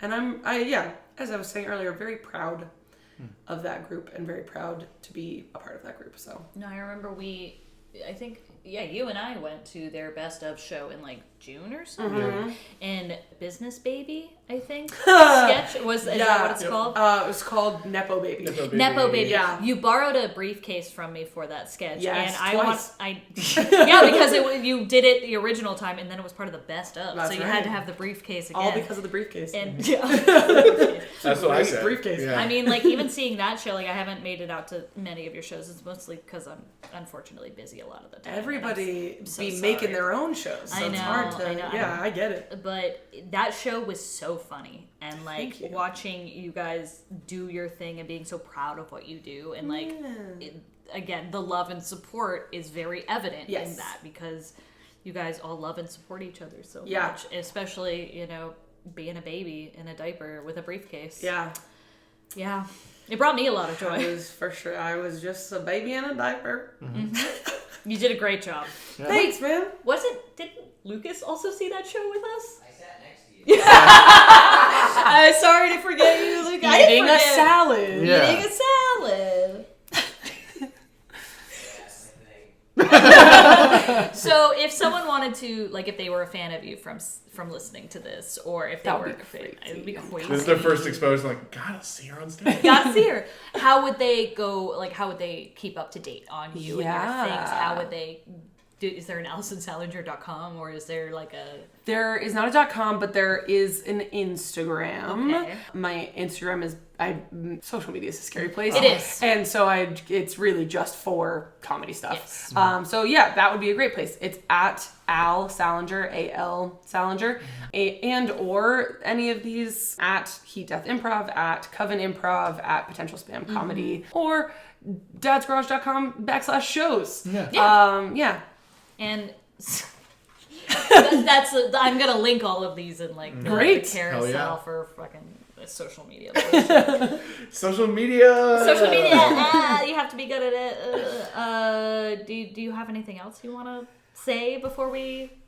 Oh, what? Did you? Did you have anything? No, I was laying. Oh, we out. were I was laying out there. Got it, laying got the it. floor out. I'm so cute. There's this one that's like really folded up, and I gotta check it out. Allison is referring to all of the notes that her mom left her Oh, it's just a big. It's a big piece of. Okay, It's like it's just a big one. It's a big, yeah. It's a 8.5 by 11 piece of paper. Oh, these are just big ones. They're Okay. big ones that say Well- "I heart you" and "I heart you." XOXO. On the one left has, Mom and then mom again, Yeah. spelled MOM. and then "ma" is in the eye. Whoa! Yeah, it's in the Good paper. eye. It is a good eye. It is a good eye. Ba-da-ba. Ba-da-ba-ba. Woo! Thank you for listening to another episode of Hi, Why Are You? This podcast is hosted by Edi Tingle and sometimes co-host Drew Turner. This podcast is produced by Drew Turner and Edi Tingle. Our logo is by Pete Ivanecki. Promotional photography by Ari Skin. And as always, our greatest source of information is our guest for the week. Remember, work hard and be sweet, and thanks for listening.